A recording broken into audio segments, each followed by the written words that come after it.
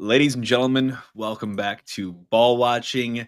Jake back on the mic here, joined by Mike at Chat City Tactics on X on Instagram, our resident data analyst, and just a fun guy to have on the show. Welcome back, Mike. How we doing, man? Oh, thanks for having me. I'm doing great. How are you guys? I guess it's just you. It's just how are We're- you doing, Hey, guy? I'm doing well. You and I were talking a little bit in the green room right before this, but it's those dad duties, man. I'm in my last week of paternity leave, but I've been like zeroed in on the oldest, and I do as much as I can for him, and we kind of play man-to-man defense. And I was right. I was kind of like getting close to pushing up against this time. Like I'm not gonna miss it. And my son decided he wanted to poop in the bath. So there was a little bit extra cleanup there, but I was expedited. I was clean and efficient. Did not want to miss this time. I know you're dealing with something on the home front as well, but it's just that, man. It's just that life. But you're not going to let it slow you down, and not going to let you not talk about City. So I'm here. I'm here. I'm showing up. Just dads being dads. Yeah, What do we dude. say? Yeah. Dads being dudes, being Yeah. dads. Justin, like everyone, I already told everyone, Justin's still overseas, living the life. He's in Salzburg right now. I got reports today that it was St. Rupert's Day, who is like a big deal in Austria, especially I guess Salzburg. So he's going from that to Munich for Oktoberfest. So I think he's going to be having a little bit of fun over the next coming days. Not feeling too bad for him. Prost, Justin. Yeah, Prost. absolutely. I spent my 21st birthday at Oktoberfest in Germany. Did you like the authentic Oktoberfest? Yeah, that was a good time. I recommend that if you're turning 21, even though it obviously doesn't really matter over there. It's really fun to do that. So I bet, dude. Oh my god, your 21st birthday too. Yeah, that's it's on my list. Not for my 21st. Maybe my 31st is pushing it too. 41st, maybe. Yeah, we might. Maybe we'll have like had a good soccer team by then, but we could celebrate. Maybe for my son's 21st. That would be good. That'd be fun. Yeah. Living vicariously through. But Mike, again, thanks for coming back to the show. It's always a pleasure having you. I know you freshly dropped an MLS Mondays today, or if you're still dubbing it that, you dropped your digest on everything City, especially taking a close look at what happened in that San Jose W. But before we kind of take a deeper dive into some of the content you put out there and other topics as well, I just want to kind of gauge your fan pulse. Where were you let's go back to pre-Montreal, and where are you now in the wake of San Jose? Because I kind of want to lead the witness here, and I'm really happy about those things, but I do not think that all of a sudden like all these cracks are paved over and we're a fixed machine. That's a great question. I'm on record, I think, saying that Dallas game, which was the game before Montreal, is arguably the worst game I've watched of City play. That was game number 99 in the MLS. And I'm pretty sure that was the worst one I've ever watched. Yeah. So I'm not someone that I feel like I don't go super high and super low. Yeah. That just kind of, I don't know, my brain, I guess. So I'm not much higher than I was because I think beating Montreal it should be an expectation for every single team in this league every time.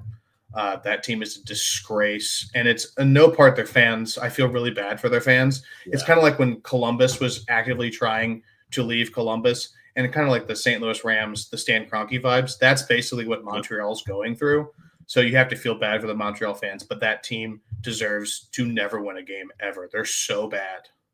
Yeah, awful. No, they were really bad, and anyone that was also like semi good on that team has since been sold as well. I think you could maybe make a case for that Owusu striker who looks pretty real deal. They're the 27th best team in Major League Soccer. Right. Would you take a single player from their team and put them on our team? Probably not. And like the margins are that small, and that's how big of a difference the talent level should be. It's just really bad. I think if anything too, so I'm getting your one side, right? Like you were low, but not like to the far end. I'm ready to sell my kids and hang up being a fan, like a lot of people were on social media. But where are you now, Mike? After San Jose are tied for longest win streak of the season. A lot of goals, a lot of fun. I don't know. It's like it's hard to say. Does it matter? But does it matter? I don't think David Critchley should be the head coach come 2026, and we'll talk about kind of where we've been a couple of weeks ago, right? So I think from that perspective, not much has changed. I think the only thing that's actually changed is that Brendan McScorley, and that is the pronunciation of his last name. It is McScorley because that's what that kid does. I can't even say kid because he's older than a lot of the people Yep. in the first team. He's almost 24 years old. So, Yep. Yeah, he scores goals, and he did so. So I think that's really the only takeaway for me, anyways, in San Jose, because I mean, we got, like, I know the penalty inflates things, but like XG, we got minus 1.4. Yeah. Right. You should lose that game. Yep. Oh Most no, of the absolutely. time. Our expected points were 0.71. That's the irony of it, is I think, maybe someone that didn't watch that game and just looked at the scoreline after, and maybe they watched a couple other games, in the past, might say that, oh, wow, we must have been really good. Like 3-1 against San Jose. Not that defensively they're, really poor, but offensively, they're really good. And I've seen a lot of other better performances we've had this season that were much better than what we saw this past Saturday against San Jose in San Jose. But to me, and I think you talk about this and some of what your content was today, and let's talk about it, was we just scored. When we had those opportunities, we converted them. You had a guy like McSorley who was just on a mission to just make the most out of very little. And he was so clinical with his touches. And like if you can be clinical in front of net, you're going to win a lot of games. Like if you can maintain that form consistently, it's just going to happen for you. But it does not mean that you were the better team in the night. Yeah, I mean, we're still underperforming our XG by like 8. Yep. It's looking at right now, it's 8.1. So like we just haven't had any moments of guys just putting the ball in the back of the net. And he did that, which is something that, we just haven't seen, which is why we stink. Right. So let's pry into it, Mike. So what you kind of started off, and you can share screen if you'd want to, I can also share, but I think you kind of started today's piece. And again, make sure everyone, if you're listening to us here, go follow Mike at Chat City Tactics on X, on Instagram. He does, as much of a weekly digest and a lot of interaction with you all who have questions, which I've appreciated recently, Mike. But today you kind of start off with some winners and losers of recently. And I think Montreal, we've kind of already colored. Like, yeah, it was a win, but like, Montreal's got to be a win. I don't care how crappy your season's been. Montreal has probably had a crappier season. They sold everyone. Their ownership is, what it is. Their ownership ejected intelligent people to just hire his sons. Yeah. It's crazy. Suspect to say the least. But you went into Betcher, and we've talked about Betcher on this show before, not with the data that you have. And I guess I'll start with my, over the top, just eye test. But I mean, we talked to Coach Kalish last week as well. And, we all have a very special affinity for him. And I think a lot of that is drawn to local ties, SLU ties, but also what he did last year, when all that talent came in with him, was kind of what McSorley just did in this match. He made the most out of very little. He had those finishing boots on. He was a menace in front of net. And we've seen almost a really wide overcorrection to the other side of the spectrum this year. So give me some of those numbers, some of that data to kind of back up what I've said, but I think now is evidence-based as well. Yeah, so he's only scored 2 goals this season, which is bad, right? He has 7.9 XG, so just the simple math there. He's minus 5.9 on the season, which is the single worst XG differential in all of Major League Soccer. I think it's the guy from Texas. Is it Vasquez, possibly? I think he's the only other one that's like minus 5. And Betcher is basically minus 6. So he's like just the worst finisher in Major League Soccer this year, which stinks to say, but it's true. But then like XG it can be misleading, and the accumulation aspect of it all. So, and it doesn't necessarily take into account luck or really good goalkeeping. So I wanted to look at post shots expected goals. And for people that don't know what PSXG is, it's basically after the shot has happened. If it's on frame, it gets an XG value, a post shot XG value. If it's not on frame, it gets nothing, because it has to be on target to actually matter, right? So his post shot expected goals are only 7, and his XG is 7.9, which means that he's actually worse. He's generating less threat when the ball actually goes on net than when he just shoots it, which is indicative of someone he's just not striking the ball cleanly. He's not finding corners, top corners, bottom corners, whatever you name it. He's just taking bad shots, or not even taking bad shots, but they just are bad shots when he takes them. So that's a huge problem, right? You have to be able to finish things, and he's clearly not doing that, which shows in basically every metric and eye test you could imagine. Yeah, and I want to color this too with some additional context. So now, yeah, like they're even on goals, him and McSorley, which is crazy. Like one game, one start from McSorley, and he's already even with Betcher, who's played a lot of minutes this year. But and to color the XG a little more, like just on those 2 shots that McSorley had, he had more than just the 2, I believe, but those 2 goals that he scored were worth their respective values of 0.65. That was his first goal in the 10th minute, and then 0.08 was his header. So he scored 2 converted real goals on 0.73 expected goals. So that's the type of striker that, or, attacking players you want is guys that can maybe not consistently, but really try to veer into overperforming on the expectations. That's your Buwangas, your Messis, the guys that we're going to see here soon, that they make the most. Sons. Yes. That. He's a good player. He's actually a great player. Can't wait to watch him. Let me tell you. If anyone's not watching visually right now, you're missing out. You got to go back and look at this. It is a 9-month-old Tottenham Hotspur kit that I bought for my son, and it has Son on the back because he's my son and he wears Son, and Son is probably going to absolutely annihilate us in 72 hours. I'm certainly worried about that, but hey, let's save that. We're not there yet. Yeah. Not there yet. We'll talk about him, but I want to let's take it a step further, Mike. So we talked about the problem, right? And I think you got a little bit into this as well, but can you say a little bit more or expand on what you think as to why this is happening? I think you could go back to coaching. You could go back to a change in formation or his role and how we've played, especially, under Hack when he really exploded onto the scene for us, and then Olaf, and then now with Critchley. He's back now. He had a little bit of a foot injury, I think it was before this, but comes on in this last match, didn't really impress. I feel like for me, the narrative, this isn't my why answer, but those, you mentioned it already, but it's just the times that he has found himself, he has a knack for getting into really great positions. Yeah, absolutely. When the ball gets there, he's got a really just good IQ or instinct just to be there in the dangerous spot when the ball just all of a sudden ricochets off someone's shin. He's right there. You can't teach that either. Right. Either you have it or you don't. So 100%. But what I found is, take the goals out of it for a second, I found that last touch, the touch to set himself up, or even the touch itself to unleash the shot, it feels rushed. It feels weighted. It feels really pressure filled. And there's going to be a certain amount of that for any of those. But I feel like he's been in his head a lot this season. At least just that is my armchair quarterback, what I'm seeing in the replays and the highlights, and trying to look as close as I can, because it's so opposite to what he was doing at this time last year for us. Yeah, no, I totally agree. I mean, like, technically he's not that good, right? I don't think anyone sits there and goes, oh, like he's a really good striker of the ball. He can do whatever he wants. But like, he's a dreadful passer. His dribbling typically is wild, and he falls over a lot because he's kind of stepping on his own feet. So but yeah, to your point, he's really good at being in the right positions. But yeah, you can definitely tell that there's confidence, right, with professional athletes. Anyone that pretends that there isn't is just lying to themselves. He feels the pressure. I mean, you saw Klaus last year, remember, right? And even parts of this year, where like he's trying too hard to score. Mm-hmm. It's making it harder for yourself to score.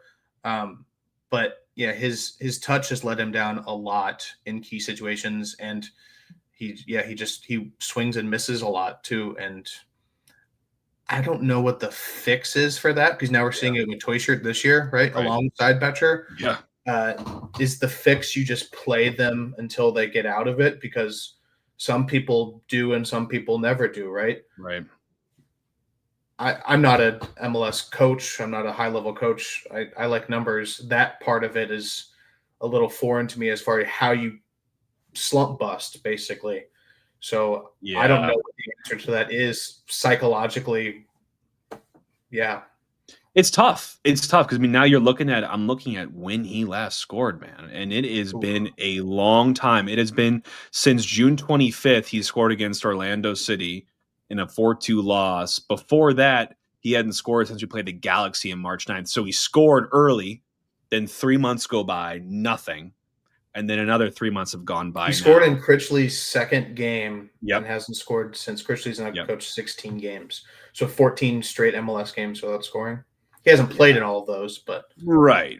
But he's played a good chunk of minutes this season. In the MLS alone, he's racked up 1,200, and I think you'd expect a hell of a lot more of output. And by the way, I think he would expect a hell of a lot more. And Oh we're yeah, all saying this stuff. The competitor that he is, he's thinking the exact same thing. So I'm not concerned about like a lack of drive or fire in his belly to come out and right that ship. But it has been a serious regression he's this year. played 30 games this year, which is tied Right, for second most in the team. right, Obviously, right. like only 11 starts, so a lot of those are Yeah, start and stop minutes, and that makes it harder to score goals. But still, 30 games, you got to get more than 2 goals from your for backup sure. center forward. For sure.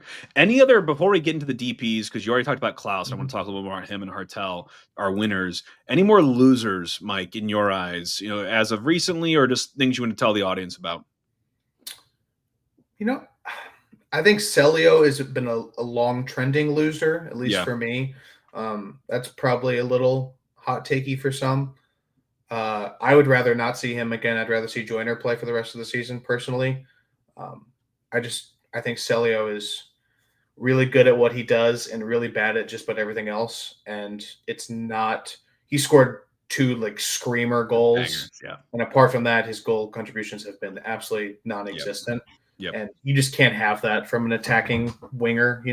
Like, Right.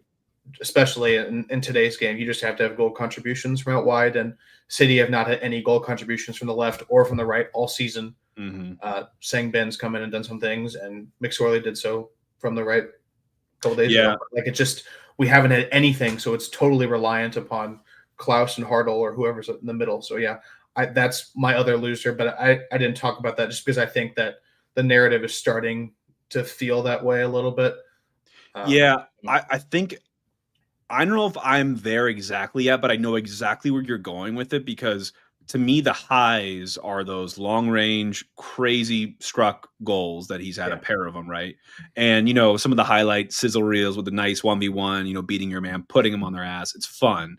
But then there's been some really loud lows as well with some of the defensive lapses and just Mhm. one-on-one mistakes he's made as recently as his last game, considering that PK, where you kind of see both. And there's a lot of just kind of average or really nothing in between. So you're really only seeing like both sides of the spectrum. And I agree, he is kind of a one trick pony. And that trick is fun. Like, it's really fun to watch, but how much does it contribute to the team?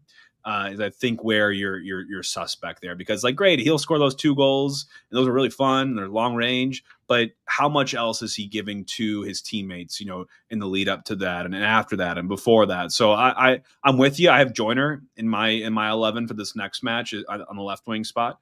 I think he deserves a start here if we're going to put more future and trust in him. I think, it's LAFC, but it's home turf. Give him a go. You got to see what Joyner's made of. Yeah, I agree. McSorley and Joyner on the Yep. wings. That's all what I vibes, have. right? All right. Let's talk It's about the winner. basically the same quality as having Sun and Buwanga, basically. 100%. I mean, yeah, they're just looking in the mirror, basically, Yeah, across totally. from them.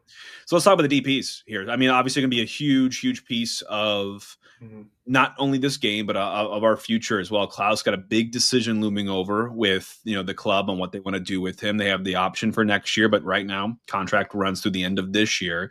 I think you and I and Justin, we've all talked about defending Klaus when it was hard to defend Klaus publicly because it wasn't popular, but at least our, background data and what we were looking at showed that he was contributing meaningfully to this team. It might not have just been in the goals and assists column. Now he is doing that, and you're seeing him, have 2 great assists in back-to-back games, just these deft, incredible touches, and how he kind of orchestrates from that attacking third almost for us sometimes. I love what I'm seeing from him. I think I loved your inclusion on Hartel today. Give me your 1 or 2 sort of bullet points on what you think they're doing for the team at this point in the season for us, because they're clicking. Yeah, I mean, it helps to have Hartle playing in his best position, right? I mean, you can play him on the left, and he's effective on the left, but you saw it in McSorley's goal that he creates that from the right-hand edge of the box. And when you're on the left, you're kind of constrained a little bit more to the left-hand side, to that left half space and centrally. So when he's playing in the middle, he can go wherever the heck he wants. And we've seen him. He's been creating goals down the left. He's creating goals down the right. He's scoring incredible goals down the middle. That goal was insane. So I think it helps, right? Playing people where they belong. And he's been really good this year. And I struggle to see why people aren't seeing what I'm seeing, what you're seeing, and others are seeing, and what all the numbers are saying, because he's created like an insane amount of chances for a team that cannot score. Yeah. Like he's 6th in Major League Soccer in expected assists. Yeah. 6th. Number 7 is Lionel Messi. You ever heard of that guy? Right. Like a guy that's renowned for his passing as well. And Hartle's got more than him, and he only has, I think, 4 assists on the season because it's assists criminal. require a teammate, right? It's like RBIs in baseball. You can only do so much. You got to have people on base. So, yeah, I know people like complain about his work rate, and at one point he had covered like top 3 most distance in all Major League. I think he's still up there. People just make stuff up genuinely, because they don't. The team is bad, so they want to get angry at someone, and I think that's where a lot of the frustration is right now, because he is like literally probably the last person on the entire list of the team of who you should be mad at, because he's played almost every single minute of every game. Yeah. I just don't get it. I think there's so many different things that go into it. I fully agree with you, by the way. I don't think you can question his work rate. I think he's still in the top 5, top 10 for most ground covered in the league this year, not just in this team. And for a DP number 10, could you find another DP in that list? I doubt it. Probably not.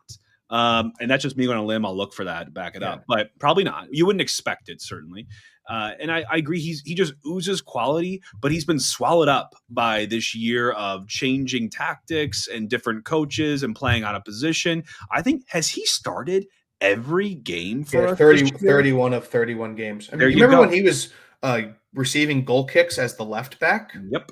Yep. That was the same guy we're talking about. He's created the 6th most expected assists. He was literally playing left back.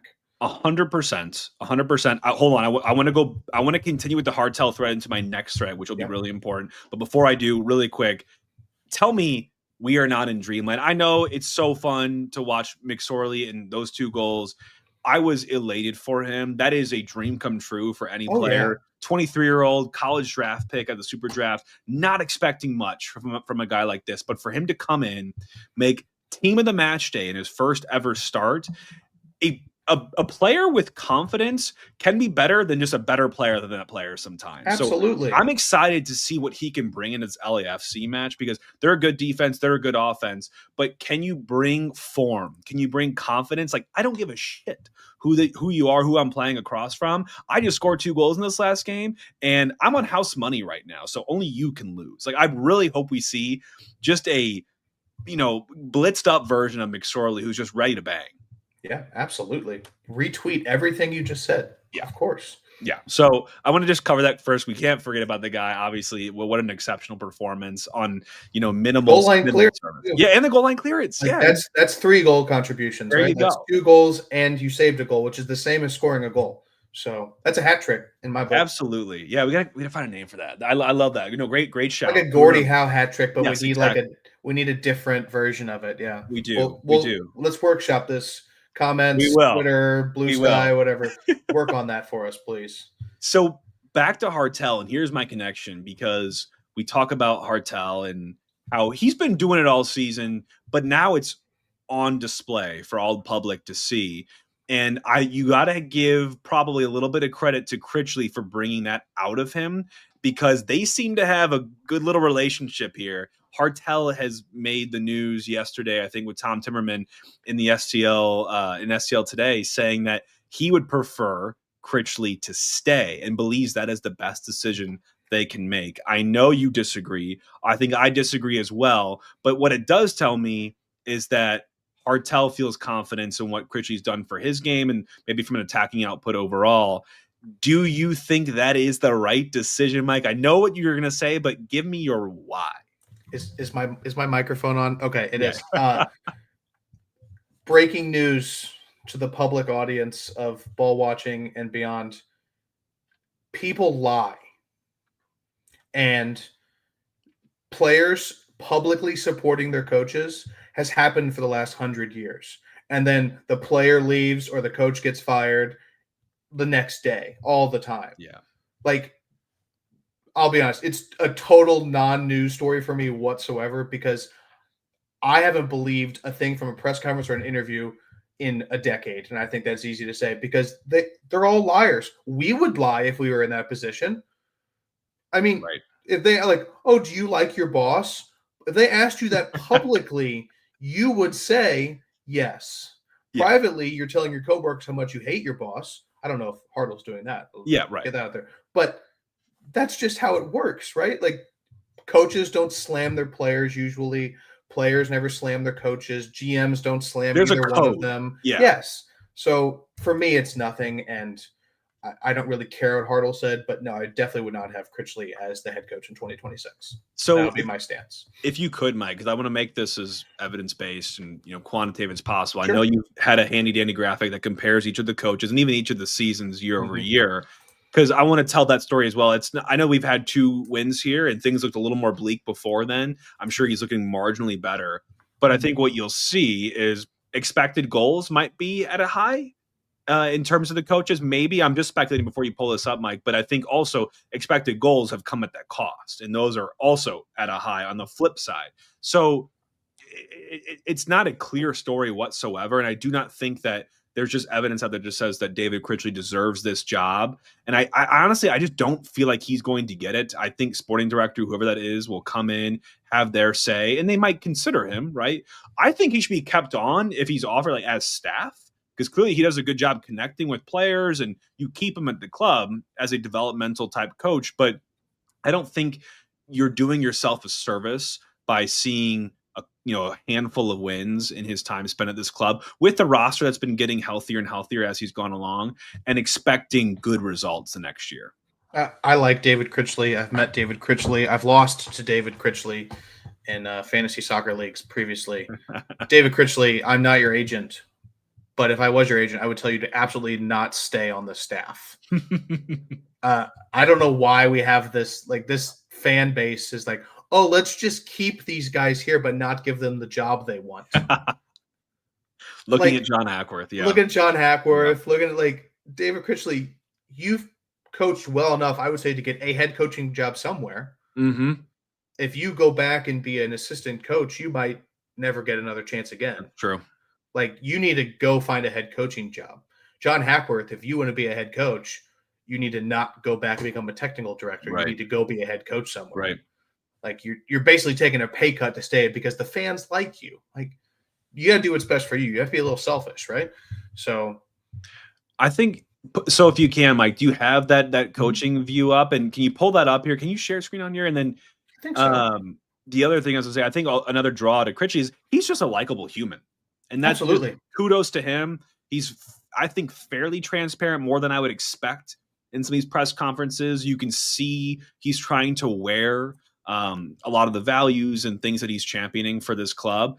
So I think we all, appreciate that and have just a general sort of, drive for wanting him to stay. But I agree with you. I think he's shown enough to where he could go out and get a legitimate head coaching job, maybe somewhere in the U.S. soccer pyramid. Whether or not that's MLS, that's a separate thing at this point. But, he deserves a shot for what he's been able to do. So walk us through this, Mike. You're showing us now your sheet with each of the coaches compared. I think it is kind of what I was just describing, but where does it leave you on just the objective side of, is Critchley your 2026 and beyond guy? Yeah. So, if you look at expected points per game and expected points, this is a formula that I spent some time really crafting based on XG, XGA, and there's a lot of qualifying factors.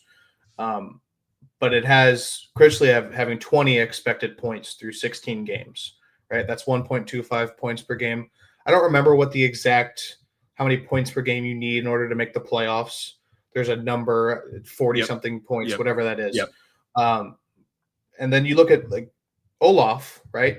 He was awful. His points per game were the worst we've ever had at 0.73 at 11 points in 15 games. But his expected points he had 18 expected points, 1.19 expected points per game, which is real close to Critchley, right? Yep. So is there a huge difference in the two of them? Kind of when we go a little bit to the right here, we look at, average expected goals. Critchley is just levels above everyone, 1.73 XG a game, offense for days. Olaf obviously was the opposite of that with 1.17. And then you go to expected goals against, and it's the inverse, which is, I think, as we'd expect too, right? Olaf only giving up 1.49, which is the best in the club, and Critchley's at 1.93. And that is a really, really bad number. It is. Obviously, the offensive number helps that a lot because if you like the average expected goal difference, he actually has the second best behind Carnell. It's only on average every game, Critchley is going to lose the XG battle by minus 0.2, which isn't a lot, right? Mm-hmm. Especially when you're giving up 1.93 a game, that just means that you have a lot of offense and a lot of defense. So there's a lot of ways you can look at this. I had never really seen anyone do this, but I was curious about it. And if you're still watching this, I haven't bored you to death. It's the last three on the right that I wanted to see how many games did that coach have, or he had the better expected goal difference or the worse expected goal difference. And then there was a percentage of those games on the far right. So if you look, the four managers, Cardell, 45% of the games, he had the better XG. Yep. Hackworth, 29% of games. Just awful. Melberg actually is the best. 46% of the games, he had the better XG. And then Critchley at 44%. Critchley's he's third on that list, right? Yeah. Wow. I think that's interesting because I had never seen it displayed like that, but I was really interested in it. And it's even a little bit different because Olaf actually also has 2 games with even goal difference, which I didn't include in that. No one else has a game of even, and he has 2 of even. So if you had equal and positive, Olaf is well over 50% of the games. He's expecting to win just based on XG. That's crazy. Interesting. It's interesting. It doesn't shock me because I feel like Olaf came out not to lose or to gain, points the best that he could. Tim is saying it's 1.25 points per game per average, which is there you go. Critchley, yep, Carnell over the totality, and just a little bit shy for Olaf. But I want to say also too, and then so I think Critchley on that side, Critchley comes out to win, by at all costs. So we will definitely concede. We want to score more than you. We will entertain in quote. Yes. Are you not entertained? I am not. We are. Yeah, I'm not either because I just looked at this, Mike, while you were presenting that. We have the most expected goals against this season in MLS, and it's by a good 0.0, I think 7 over Colorado right now. So again. Expected goals against, expected points. It's all expected, but you'd expect these to, tell a story that there is some consistency to, and there will be some variation, some standard deviation here or there. But if you're doing well in those, parameters, in those KPIs, you should be seeing, decently general progress on the field as well. So like these should be telling you a positive story. And when we're conceding this many expected goals, we are going to be losing games or just conceding a lot of goals as well. So I think that's just what tells you objectively, Critchley, it's fun. The vibes are higher. The culture might seem a little bit more sturdy or strong. Guys are smiling more. But from a moving the needle perspective, you can't say the same. I mean, that's what we said about Hackworth too, right? Right. And Hackworth, for all intents and purposes, is some of the worst soccer I think I've ever seen. I mean, he had -8 expected goals difference in 14 games. Right.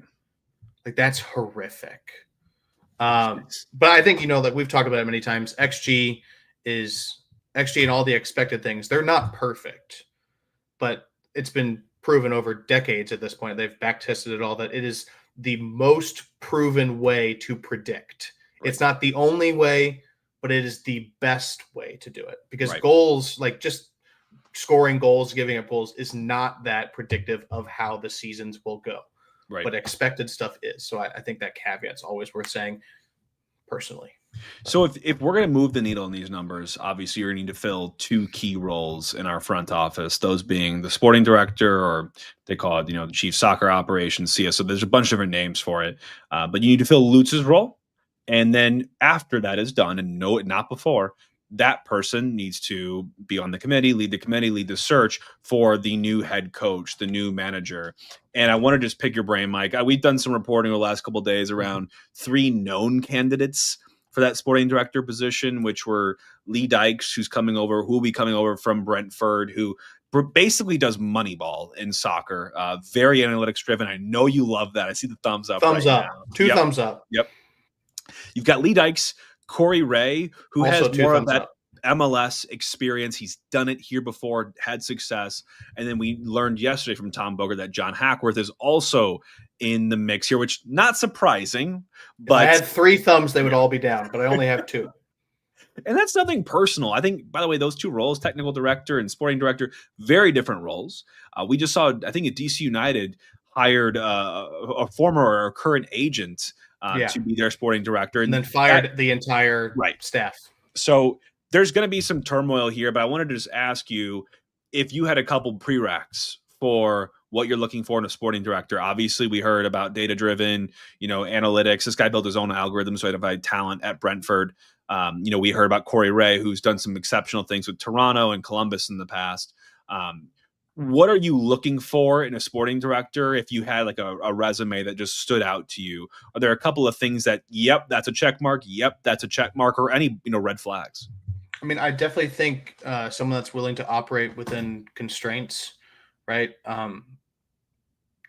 In Europe, there are no constraints, but there are constraints between clubs, right? So you get someone like Lee Dykes, they don't have a salary cap constraint, but they have a pecking order constraint.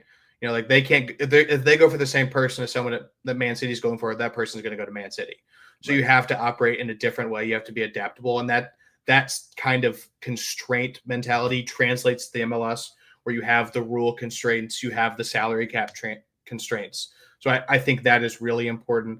I don't think necessarily that you have to have MLS experience thing is that important. I think you have to have someone who's willing to learn the rules of MLS and willing and able to understand the nuances of the rules of MLS, because I still don't know if we do that. I mean, we talk about like JGR was just loaned out to the other hemisphere, but apparently he's still taking up a U22 slot because we didn't do the right thing. Yeah. If Matt Baker, if what he was told is correct, which I have no reason to doubt that, Yeah. which is just dumb. Yeah.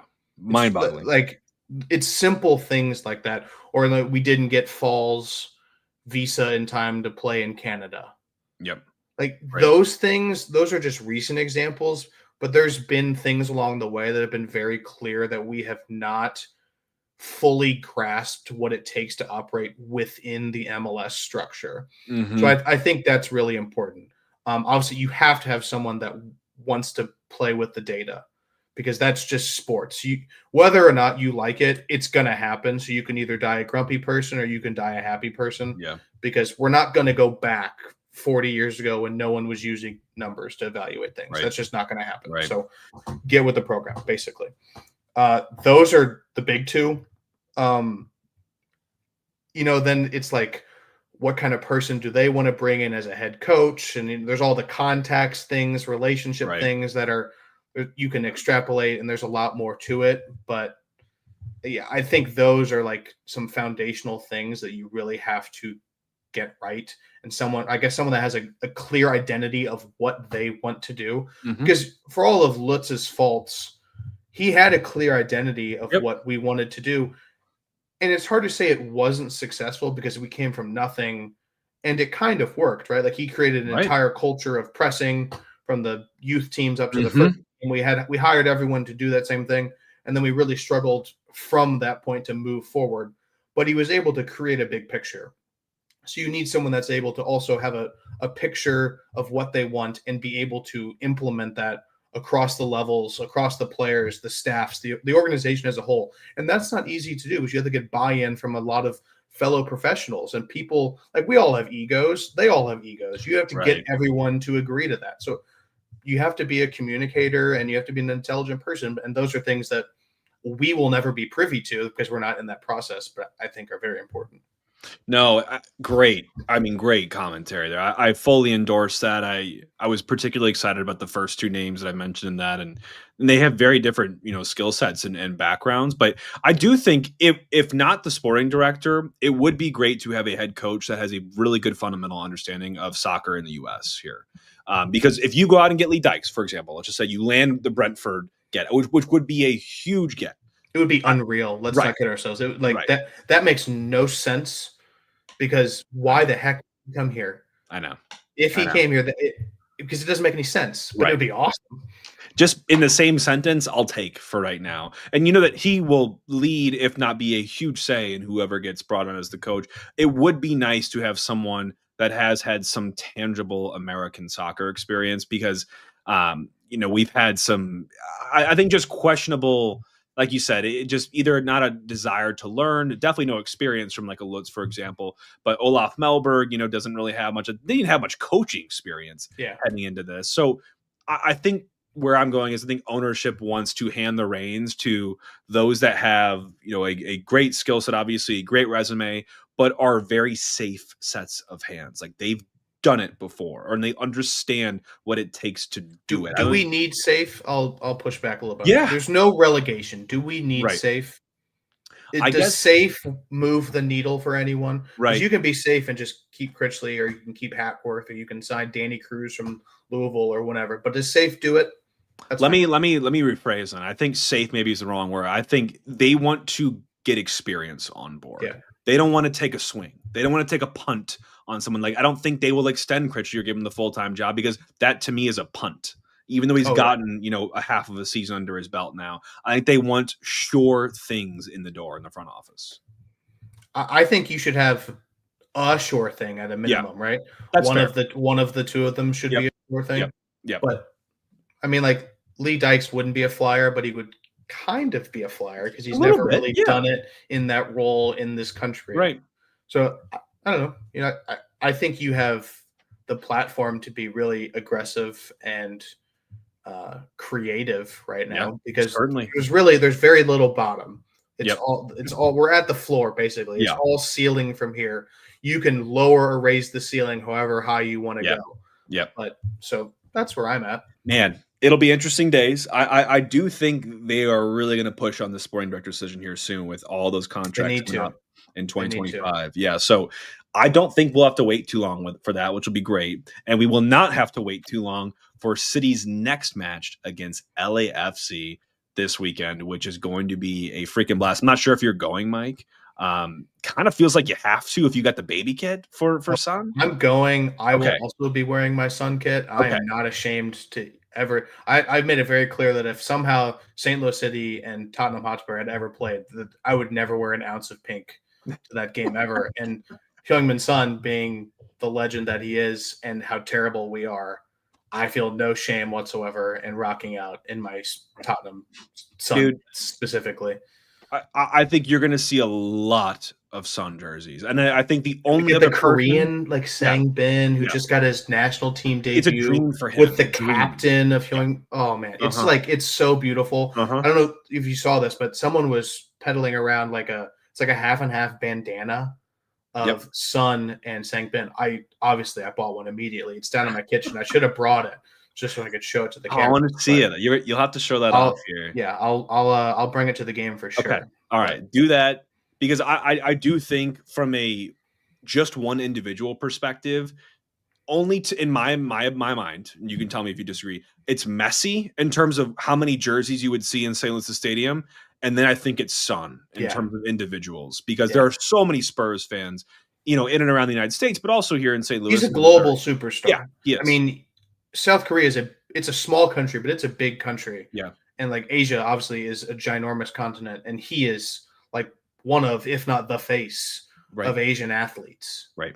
And he has been for a decade, and he's unbelievably ginormous, and he's still younger than when Messi came over, right? Like he's not necessarily Premier League great at this point just because he's 33 years old. Right. But I mean, they've scored 3 hat tricks in a row. We're gonna talk. Well, trust me, goodness gracious. He's landed with the bang. I don't know if you heard, Mike, but we're also doing a big giveaway right now with our sponsor, Hoffman Brothers, here to give 4 tickets and a parking pass to Saturday night's match. All they got to do is follow Hoffman Brothers and follow us on Instagram. Like the post, comment.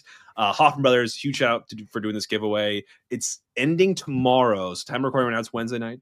11:59 a.m. tomorrow on Thursday, the 25th. If you have not entered yet, you will not be considered. They'll draw the winner tomorrow and get you your tickets. So shout out to our friends at Hoffman Brothers, doing everything under the roof for all your home and residential and commercial needs, but also getting you in the door at Energizer Park for a marquee matchup here. So, Mike, before we talk about Sun a little bit more, which we're going to, I could talk about him all night long. So, we can. And by the way, kudos to him. He's arrived with an absolute bang. So he deserves that time as well.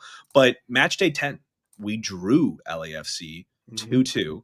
Lunt was in goal for this one. Had an absolute masterclass, 7 saves. on 3.79 expected goals, including a PK save. We almost escaped with all 3 of these points. Oh, that's right. Had it not been for a Bouanga 90+5 equalizer after we got a red That's card. the one that Yarrow didn't tackle him, right? Yes. I think I remember that. That Yep. feels like that was a year ago. It does feel like ago. It was what, that's 4 months ago? Wow. Mm-hmm.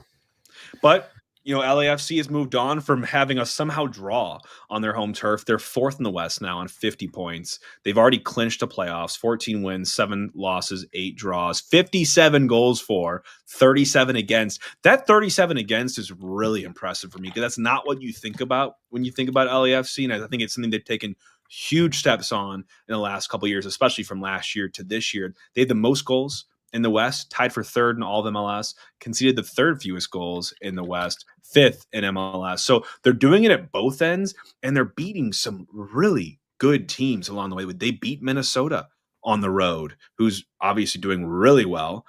They drew Chicago on the road, who had a big W the other night.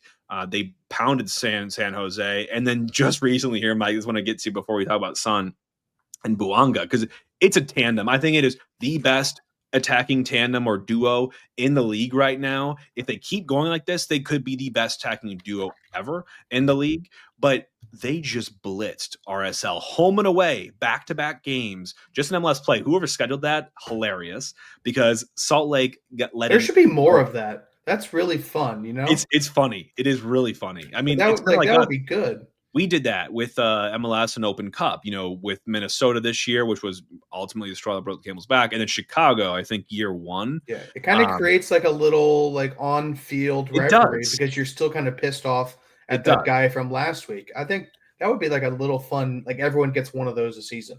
Yeah, and I think Sun and Bouanga would play this. They played RSL every day if they possibly could, because 4-1, 4-1.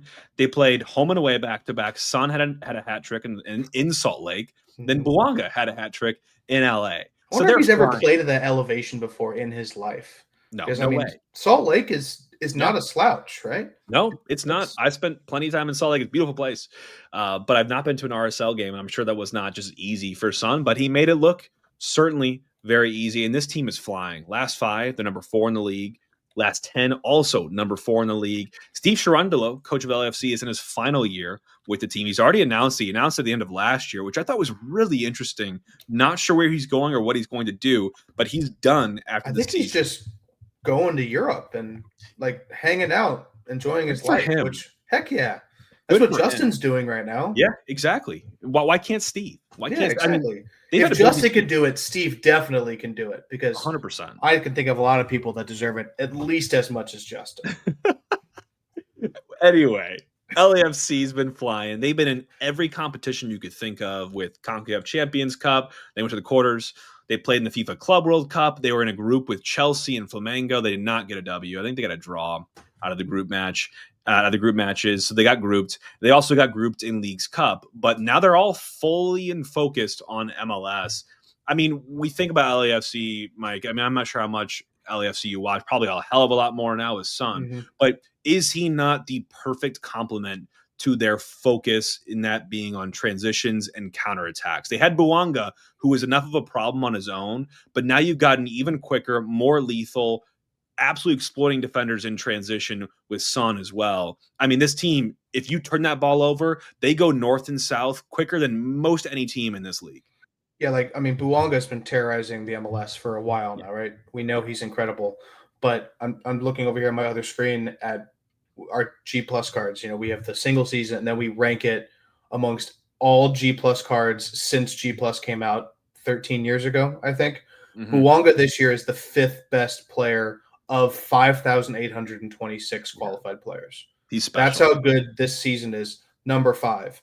And this season specifically, he's the number 2 overall player in MLS. And Sun is the number 4 overall player in MLS. And he's only been here a couple of weeks. Boy. Yeah. Yeah, I think Sun is I'll just look. I think he's 20th all-time already. 23rd all-time between almost 6,000 people. And they're playing together. But yeah, not doing the data thing to what you're saying. Yeah, I mean, Sun thrives on having a little bit of space, and he's one of the best finishers, frankly, the world has ever seen. I think when they started tracking XG more publicly, which I guess we are getting back into the data, he went like 9 straight years of overperforming his Yeah. XG, The best which do. no one really does that. Like Yeah. even like if you look at it, like an Erling Haaland, like he even underperforms, and Harry Kane underperforms, and whomever. But like Messi and Son never do because they're Right. just that good at scoring goals. That's crazy, man. And it like he's going to go up against like a Tim Parker. Yeah. Like no disrespect to Timmy, but like Son is going to would absolutely shred him. Yeah. He's shredding our. I feel bad if it's Falu Fall. Welcome to the league, buddy. Wait, yes. Right? Let's we'll tap the brakes and talk about who we're going to get to here in this 11. But I want to just wax a little more poetic about this team because they're number 6 in shots on target. They're number 4 in goals per shot. So again, very effective with the shots they are taking. They carry some threat as well from set pieces and free kicks, and they've got some depth, which you're going to need for a MLS Cup run. But I want to talk about this defense as well because they do a good job, I believe, on the pressing and the counter pressing. When they do turn that ball over, or even when they don't, they really try to attempt to win the ball pretty high up the pitch or try to force errors out of the defense so that that attack, distance gets cut down from the full pitch to just a little bit, minimal part of the pitch. And when they lose possession again, they are down your throat immediately. Bouanga and Son also champion that mindset as well. So these guys aren't just your Rolls Royce in attack.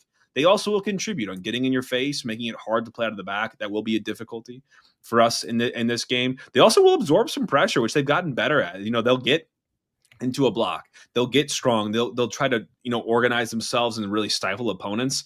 And they'll, have some phases of possession even sometimes. Again, this is a team that used to be really, in my opinion, more of a one-trick pony. And they've kind of amped up their game where they still have that one trick, and that trick is deadly. But they've kind of filled in that skill set around that to really complement the team as a whole and keep them in games against really, really strong teams. I want to talk to you, Mike, here because one of the things I can think about defensively that I'm not very concerned about is goalkeeping. Hugo Lloris is in the sticks for LAFC. I know you're a Spurs fan. How do you feel about Lloris's time spent in MLS? I know probably from a data standpoint, it has not been a great story, but he's won a World Cup with France. He's very experienced and accomplished in his career. I don't think maybe he should have been done. Maybe this isn't the right league for him, but I don't think he's having his best time here at LAFC. No, I mean, like he was regressing as he was getting older. Right. He's always been kind of your old school goalkeeper. He's not really good with his feet whatsoever. An incredible shot stopper, and that just slowly, your reactions and everything, they get worse as Father Time takes advantage of you a little bit. So yeah, I mean, he's definitely not the goalkeeper he was when he was the captain of the best team in the world for France. I mean, you think of all the superstars, and he's the veteran leadership. And I think it's a little bit tangential, but like a lot of people have been talking about Son needs to be the captain of LAFC just because he's Son, but like Hugo Lloris, like he was Son's captain. Yeah. Right. He's the captain of France. Like he might be like the longest tenured captain in the history of France. He might be. Won the World Cup. Like pump the brakes a little bit on Hugo talk as not being the captain because he's done it all and he's been incredible and not so much in MLS, but fair enough. Yeah, I mean, we have the better goalkeeper. We certainly do. An interesting that you can lock in. I'm not sure how many other positions though where we'd have a player walk into their 11 right They have one player in their team that I think would make us incredibly good, and I think he's been really under the radar, which is a really good pun because I have his radar chart pulled up here. Let's do it. It's Marky Delgado. Yep, I had him on here. Yep. Marky Delgado, I think, would be perfect next to Edward Leuven in that Chris Durkin role. I like that. He was on my in the summer bringing a 6/8. Marky Delgado. I mean, you can look at the radar chart, guys. He makes LAFC tick. He does everything. When I was doing my research here too, Mike, I pulled them in because I literally put 3 players. Usually I try to do 3 players per team. I did Bouanga, Son, and I did Delgado. Yeah, and I really good. It's a great trio, and And unfortunately, it feels like he's a distant third compared to Yeah. these two, but he's so versatile.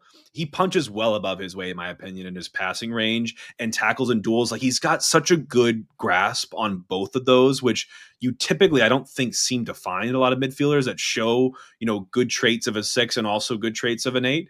But he's got it. He's number 4 in this league in passes into the final third and number 5 in progressive passes. So his range, his vision is exceptional, and he can get downright dirty as well in the middle of the park. So I love that you shouted him out because I was going to spend probably most of our time on Bouanga and Son. But these two, dude, I mean, I just pulled in a couple stats here because it's the recent bias that I have carrying this because obviously we know Bouanga's been incredible. Son's been incredible the career. What a week it's been for LAFC. Like I said, they beat Real Salt Lake twice in a span of 4 days, 3 straight league wins, scoring 12 goals in that span. Led by the hat tricks. Yep. The double hat tricks. Bouanga in that span has 8 goals.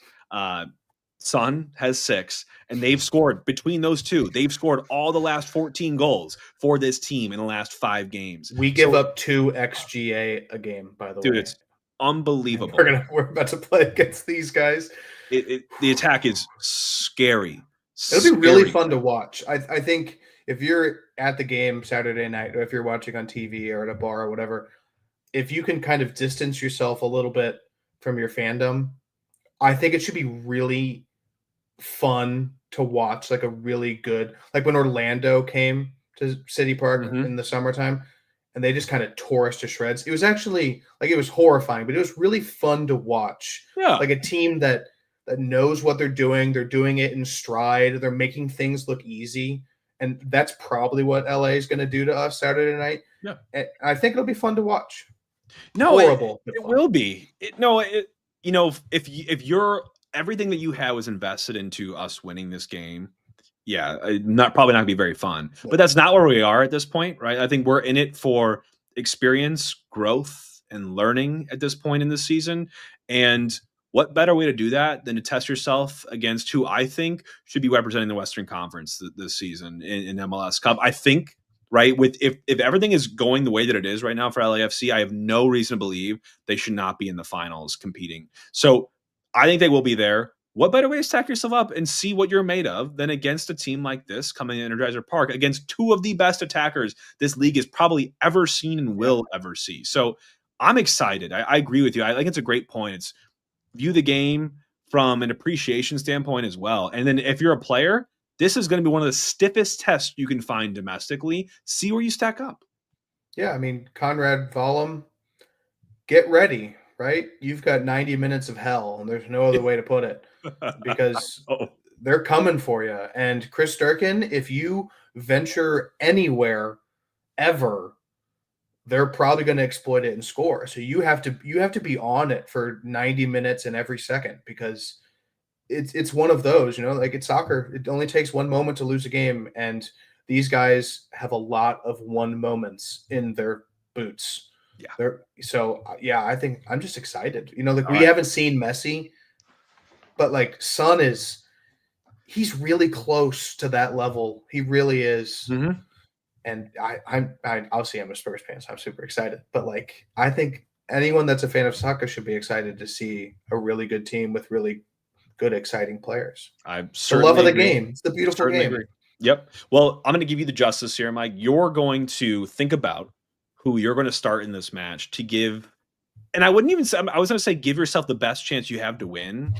But I don't think that's what we should be doing at this point in the season, because we should be prioritizing the future, not as much just the today and the result today. So with that said, I'll let you think about it as I roll our graphic for our Hoffman Brothers predicted starting 11.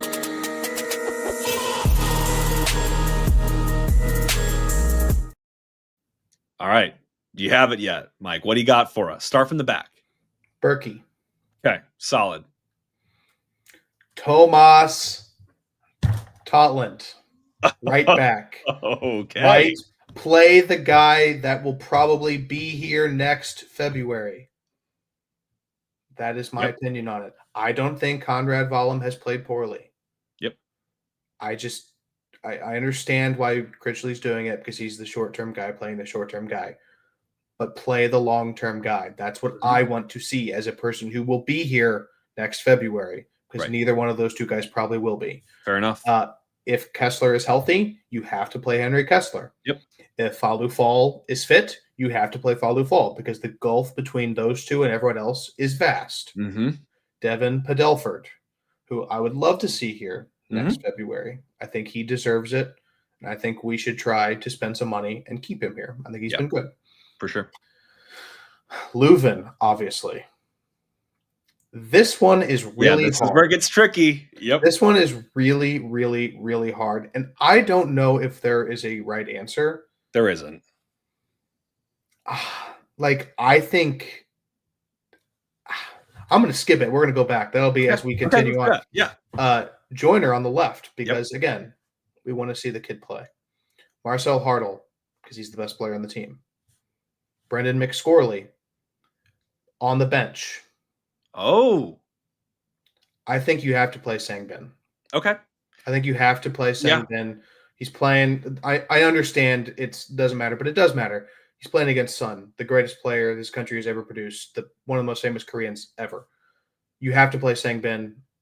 And I don't know what he's been dealing with. I don't think we probably will ever know what he's necessarily been dealing with and why he's been gone. But if he's available, he has to play, I think. Mm-hmm. And Klaus. McSorley is the first guy off the bench. No questions asked. Absolutely. No questions asked. Yep. Whether that be for Sangbin, Joyner, Hartle, you name it. It doesn't matter. He should be the first guy off the bench. 55 minutes. Give him all that time to run out.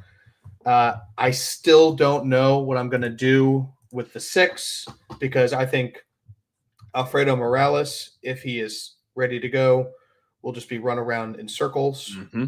I don't think Chris Durkin has the positional sense to just stay where he needs to be for 90 minutes. He's been a little bit better in recent weeks, but you just can't have a single lapse. And which you're going to have. Yeah, you're just going to have, and I think you have to know that. Ostrak has been fed to the dogs, which doesn't really surprise me. Yeah. JGR is in a different hemisphere. So what are the 6 options? I think you have to play one of them. So it's probably going to be Durkin. Yeah. I don't think it's perfect. And I think you're saying, there's no right decision. I think echoes your sentiment. I think you shared on social media that if you had the DP spot open up for next year, we're doing the 3 DPs or, we buy down Klaus. I think it's I would do the 2-4, I think. Yeah. Fair enough. One of those you would consider positions you could look at the DP would be a 6. I think you also said left wing as well, which makes sense because that's I think where we are the weakest right now in terms of star. I want to talk about that a little bit if we have a second, just because I think that's a really tricky position to get right because if you believe in Makai Joyner, it's hard to get a DP there because now you've cut off blocked him. Yeah. Most of his minutes. Yep. Because if you're paying for a guy to be there, he needs to be playing there, and then Joyner will not be playing there. Yep. Which is why it's like, well, you just get a DP6. You could get another rotational winger if you don't think it's Celio, and then you could get Joyner more minutes, having a really, really good midfield with Hartle, Leuven, and this DP6. Yep. And that can kind of be your core. So that's my thought process behind it. But I think that's a really hard decision to make for whoever has to make it because you have to decide kind of now if young Joyner is going to make that next step and is he going to do it quickly enough to help this team? Yep. And you can't know that. You just have to fly by the seat of your pants and then find out 12 to 18 months later if you were right or wrong. Yeah. And your job probably relies upon that too, which it stinks. I think of the 2, I'm with you on, in my opinion, I'd prioritize the midfield. I think we've just been lacking that for a long time now. And I'm not saying that we're done, but from an attacking perspective, I'm happier with our goal output than I am with our defensive output. And I think a lot of that comes down to, we don't have the 1A, 1B partnership in midfield right now. You have Leuven, who's you're consistent, always should be one of the first names in the team sheet. But Durkin, I think we got used to seeing in the beginning. Then he goes out with the injury, and we see a lot of what limits him, game in, game out recently, at least in my opinion, when I'm watching him. And I think in a game like this, where I was going to go with my goal for this game, because by the way, I'm with you on the 11. I think that is it sucks for McSorley, but I do think Sangbin, the opportunity, the commercial look at this as well, like there's a human side to it, right? Yes, certainly. I just think so. And it's hard because one of those guys, Maybe you play McSorley on the left. Yeah, you could Maybe also you do play that. Hartle on the Also do that. left, which I don't like as much, and then you play McSorley in the Yep. middle. Yep. But I just think you have to play Sang Ben because I think it's a Yeah. cool story. Yeah. I agree. And I do think Wallen will play, even though I do Yeah. think it should be Toland. And, whether there's plans to bring him in next year, who knows? We'll leave it all to the side here. But my biggest thing I want to say, because you're getting at it with Durkin, is, he's prone to that lapse, that one per game, it feels like recently. And even we've seen it from Celio as well. One of my goals for the game before I get to my prediction is you cannot let LAFC get an easy one past you. You can't give them one because they're going to create well more than enough to satisfy their craving on this night, no matter how well we play, by the way. So do not give them one. You cannot gift a great team, a great attacking team, opportunities and chances because they will make you pay for it. And then they will do those on their own as well on either side of that. So I don't want us to concede a really cheap or individual lapse goal. And that's easy for me to say, but I just think it's more important just really, really harp on that on this one because again, our defense will be, looking at ghosts at times on this field. It's going to be a really, really tough test for the back line. Yeah, it would give me nightmares a little bit, especially if the game mattered. Yeah. Thankfully, it doesn't matter for us. We're not like, oh, we're right on the cusp of getting a playoff or a home playoff game, whatever it is. You can kind of relax, like, okay, something bad's probably going to happen, and it's not the end of the world. But if it was, oh man, the tight butt cheeks, you'd be so afraid of making a mistake that you would make a mistake. That's probably what LAFC is doing right now. Why they're scoring so many goals is people are afraid and they're just blitzkrieging them. And by the way, they've got to keep pedal to the metal here too, because they're hanging on to that last home seed spot in the West right now. They're only 5 points clear of Seattle. They do have a game in hand on Seattle, so they should get that. But I think 3 points here all but guarantees it for them. So and they should be expecting 3 points. Yep. Because they're looking at the table. Oh, we're playing the 25th best team in MLS. We should be getting 3 points. Yeah. So they're going to play like hey, we need to get 3 points here. Absolutely. And they've got 5 road wins on the season as well. Wouldn't that be nice? Yeah. Wouldn't that be nice? 5 would be nice. I want to also say too, so I want to put you in the spot first prediction before I finish up with the bigger picture thing too here as well. But what's your prediction for the score, Mike? I'll put you on the spot. I know you're torn here because you got the fandom as well for Sun and you're local and you support this team here. But in reality, what's going to happen in this one? I think it's a 2-0 loss. 2-0? Personally, yeah. I think that we're just the threat is going to be so much that we're not going to generate enough. And they are just LAFC, and I think they're going to find ways to score. I don't think it'll be like an absolute domination 2-0. We'll probably have a couple chances. I bet Berkey will make a couple big saves to keep us at 2-0 probably. But yeah, I just think they're going to be too much. My prediction would be a 3-1 loss. What if he comes out like Olaf Melberg and plays like 6 center backs? It would be 5 midfielders. Wouldn't that be hilarious? The lowest block in history. Oh man, we'd still give up a goal, but like we're playing Fall, Kessler, Hebert, Yarrow, Baumgartel. We're bringing JGR back for this Morales, Durkin, Leuven. It would be hilarious. Oh, that would be golden. And by the way, still wouldn't work. Not at all. It would probably be worse, honestly, because they would just have the ball attacking us constantly. Okay, big picture. I'll finish up with this here, Mike. So the irony of this whole situation is this. Obviously, this season's been horrible, right? It's been so poor to watch, and we've been so bad for so long. But there are 3 matches left in our season, and we are still somehow not mathematically eliminated from the playoffs. Now, we're all but. We have to win out. Every team ahead of us has to lose out in the picture that's, short of the wild card right now. But what it does tell me is that even in this crappy season that we've had, all the points we've dropped from winning positions, all these hairline results and whatnot, it tells me that making the playoffs in this league, in the West, let's just call it the West right now, it's not that difficult. You can almost kind of like limp your way in. Like we even did season 1 where we were so bad towards the end, but we, had amassed so many points before. That was our lucky star to kind of guide us home. But what does it tell you, Mike? Because I'm looking at this, it's just baffling that we've been this poor, yet we're this far into the season and it's not statistically over for us yet. I think we've talked about it on this show earlier in the Yeah, season that anyone with a heartbeat makes the playoffs in this league. I mean, 18 teams are making the playoffs. Like, you have to really be bad to yeah. not make the playoffs. And to not make the playoffs 2 years in a row means you're not even doing any sort of fluctuation of like, oh, we're kind of good, we're bad. We're just really bad consistently, which is hard. So, Bro, yeah. it baffles me, Mike, because like if that all happened, let's take us out of it for a second. So Houston loses all the rest of their games. San Jose does too. Salt Lake does too. So they're all out of the way, and then Dallas does as well. So we can jump up into Dallas's ninth spot right now. So Dallas would finish on 37 points. So would we, because we'd collect the remaining 9 in our schedule. So it would come down to tiebreakers for us. But just saying that, like, if we just won out the last 3 games and all those things happened, we would qualify for the playoffs. Let's say we won the tiebreaker on 37 points out of a possible, what is the 34 times the 3? That is going to be 90, 102 maximum points, right? Yeah. 112, 102? You check my math. 106, right? 106. Oh, okay. Yeah. No, that is right. That is right. Yes. So it's crazy to me. That the West is in from the East as well too, but it just the best shows team you, in the league is 57. right. Like It good tells teams you, lose games.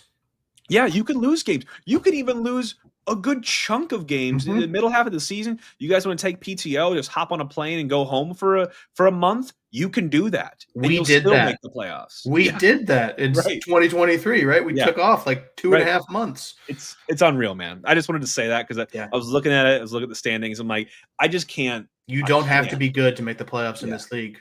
And that's the sad thing. Yeah, it is. It is. So I'll be very interested to see where the club sets the bar next year when they have to publicly do it again, because they did it this year and they failed miserably. Yeah. I'm going to hold them. We got to hold them to the fire. We got to hold them to the fire. They got to do it again. Now we're going to make the playoffs. Yeah. This year, our goal is the playoffs. There we go. There we go, man. Well, always a pleasure, Mike. I'll see you there at Energizer Park here on Saturday, and enjoy the moment as we watch one of the most incredible international stars come to St. Louis and play under the lights here. It's going to be just a really cool day for any type of soccer fans, regardless of who you support. So looking forward to it. Hopefully we have some great positive things to talk about on this. Want to see some positive, trending here. Even if you don't get a win, that doesn't mean there can't be some good things we see. So hoping for that. Mike, thanks for hopping on here. Make sure you guys all follow Mike at Chat City Tactics on X, on Instagram. Mike, anything you want to say? Your sales pitch to the listeners here? Go to the game. Enjoy yourselves. The weather should be great. I think it'll be awesome. So yeah, just enjoy it, because we're all for City, regardless what happens. So enjoy good soccer when we get to see it. I love it. I love it. Well, thanks again, Mike, and we'll talk to you here soon. And we'll see you on Saturday. Roll City. Yeah. See you guys.